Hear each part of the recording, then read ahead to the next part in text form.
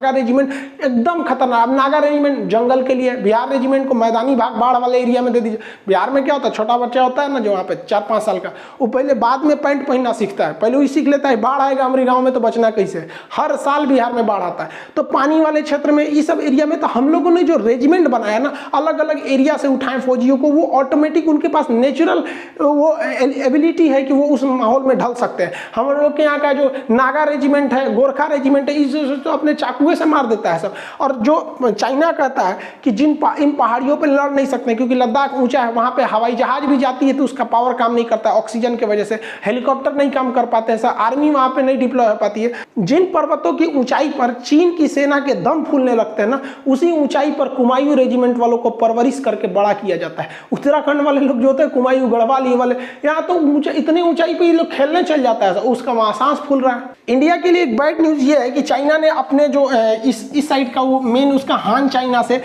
यहाँ तक उसने बेहतरीन ढंग से बुलेट ट्रेन को जोड़ दिया और आगे इसको प्लान है इसको यहाँ तक ले जाएगा सिंजियान प्रांत तक, वहाँ पर तिब्बत की राजधानी लहासा के पास से, तो ये तो पूरा जोड़ दिया। तो चाइना के पास पैसे हैं बेहतरीन ढंग से, ये भारत के लिए एक ड्रॉबैक है। लेकिन इससे भी ज़्यादा जरूरत उसे जोड़ने के लिए इसलिए पड़ा कि इस पहाड़ी क्षेत्र में उसकी सेना ज़्यादा दिन ड्यूटी नहीं कर पाती है। एक फौजी को महीने से 1.5 महीने में रखिएगा तो उसका हालत खराब हो जाता है, उसको हाइपोक्सिया होने लगता है, अजीब अजीब बीमारी होने लगती है, उसको वापस ले जाना पड़ता है। तो ये वापस आने ले जाने के लिए इसके लिए बुलेट ट्रेन जरूरी है, उसको जरूरत है। जैसे बुलेट ट्रेन के अंदर इस तरह से फैसिलिटी रखा गया। और हम लोग के फौजी जो होते हैं वो वेल ट्रेंड होते हैं, उनको 6 महीना सियाचिन पे छोड़ दीजिए तो उनको कोई दिक्कत नहीं है। अभी देखिए गलवान घाटी वगैरह में कोई दिक्कत नहीं आता है उन लोग को। तो हम लोग को बुलेट ट्रेन की उतनी जरूरत नहीं है, लेकिन हाँ कनेक्टिविटी ज्यादा जरूरत होनी चाहिए। एटलीस्ट मालगाड़ियों को वहां जाना चाहिए कि ट्रांसपोर्टेशन जो लॉजिस्टिक है वो एट ए टाइम पहुंचाया जा सके। अब इन सबको बुलेट ट्रेन में लेके जाया जा रहा है। देखिए इस तरह से क्या रो रहा है रे, चुप रे, क्या रो रहा है तुम? अच्छा, गलवान में ड्यूटी नहीं लगेगा। देखिए सब बेचारा रो रहा है, सब बुलेट ट्रेन के अंदर का सीन है। इन सबको लग रहा है गलवान घाटी में ले जा रहा है। चुप, सोच रहा मक्खी घुस जाएगी, मुंह बंद कर। ग्लोब मास्टर ये विमानें उतनी फ्रीली मूव नहीं कर पाएंगे क्योंकि वो इसके रडार में आ जाते हैं सर। लेकिन एक चीज समझिए, चाइना के पास S-400 मिसाइल नहीं है, उसके पास S-300 मिसाइल है क्योंकि चाइना MTCR का सदस्य नहीं है। MTCR और MTCR का परमानेंट मेंबर हो गया है भारत। और MTCR के नियम के हिसाब से कोई नए मेंबर को आने के लिए पहले जो उपस्थित जितने मेंबर है उनमें सबका रेडी होना जरूरी है। तो भारत रेडी नहीं होता है, चाइना को इसमें नहीं देता है। और जो MTCR का सदस्य नहीं है वो कभी भी दूसरे देश से 300 किलोमीटर से ज्यादा मारक क्षमता की मिसाइलें खरीद नहीं सकता है।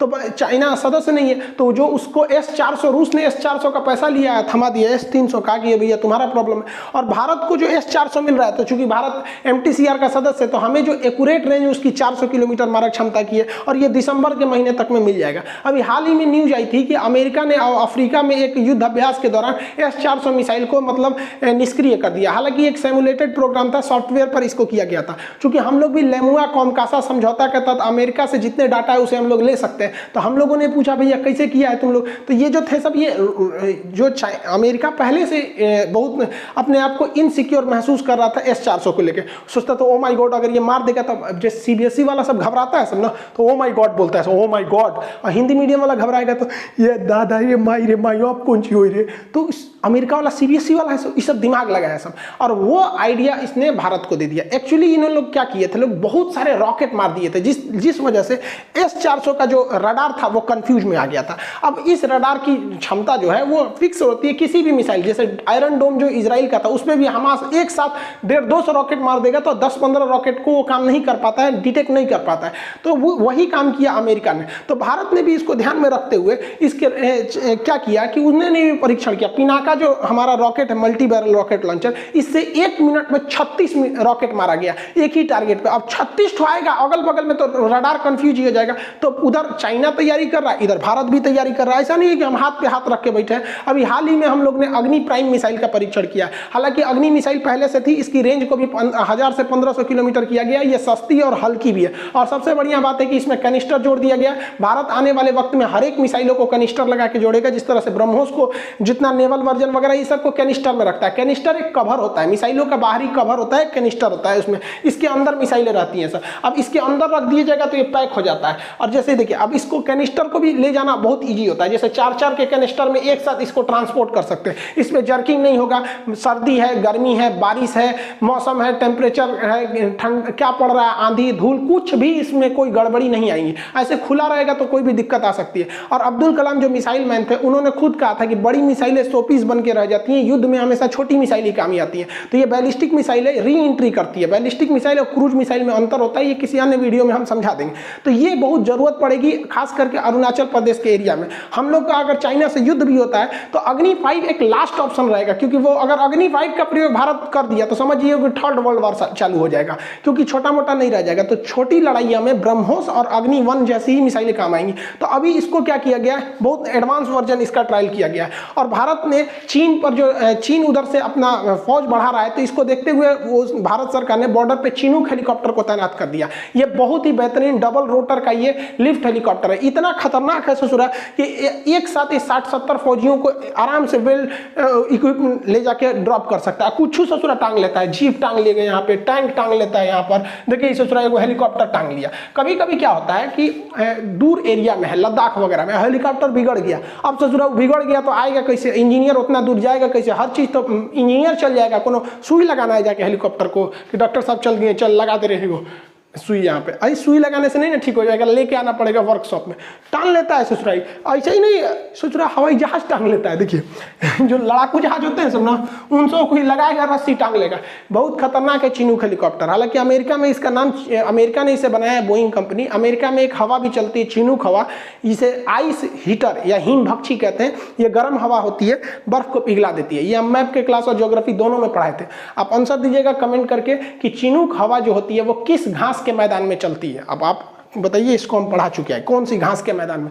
देखिए एक और समस्या चाइना के पास क्या है, वो पहाड़ी एरिया। और पहाड़ी एरिया में आर्टिलरी जो होती है बहुत खतरनाक होती है। हम लोग जब 1999 में हारे तो नहीं, पूरी तरह से जीत ही गए थे, लेकिन क्षति बहुत हुई थी, क्योंकि पाकिस्तान जो थी वो उधर आर्मी जो पाकिस्तान की थी वो आतंकवादियों के आड़ में आर्टिलरी फायरिंग कर रही थी। और हम लोग की आर्टिलरी इतनी ऊपर तक पहुंच कैसे जाएगा, इस पर आदमी नहीं पहुंच, ससुरा इस पर रिक्शा नहीं चढ़ पाएगा। आप आर्टिलरी या टैंक चढ़ाइएगा, यहाँ पे साइकिल ना चढ़ पाएगा उस पर। तो इसके लिए बनाया गया स्पेशल M777 हैविटजर। ये ससुरा दिखने में बहुत छोटा है, कहीं सेट हो जाता है। देखिए हाइट साइज में तो ठीक ठाक है, कहीं सेट हो जाएगा। अब मारेगा बफोर्स से तगड़ा। सोचिए जिस कारगिल की लड़ाई में, जो कारगिल की लड़ाई जिताया था बफोर्स, वो पहाड़ पे नहीं चढ़ पाता, नीचे ही से माना इस ससुरा चढ़ जाता है। और इसको खतरनाक बना देता है चिनूक ससुरा जन्मे करते ही टांग के लेके चल जाता है।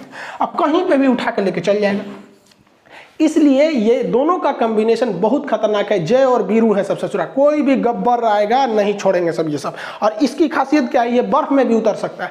अब आपको भी पता है कि जो हेलीकॉप्टर इतने हैवी चीजों को उठा सकता है उसका अपने आप में कितना लोड होगा। और बर्फ में उतारिएगा तो ससुरा खुदे धंस जाता था। तो इसको इंजीनियरों ने क्या किया ना, ये ऐसे उतरा, यहाँ पे चक्का के पास ना इसको चप्पल पहना दिया सर, हेलीकॉप्टर को ऐसे हवाई चप्पल पहना दिया सर। चप्पल का एरिया ज़्यादा हो जाता है। देखिए यहाँ पे देख रहे हैं, ये टैंक उठाया, इसके चक्का है दे, इसमें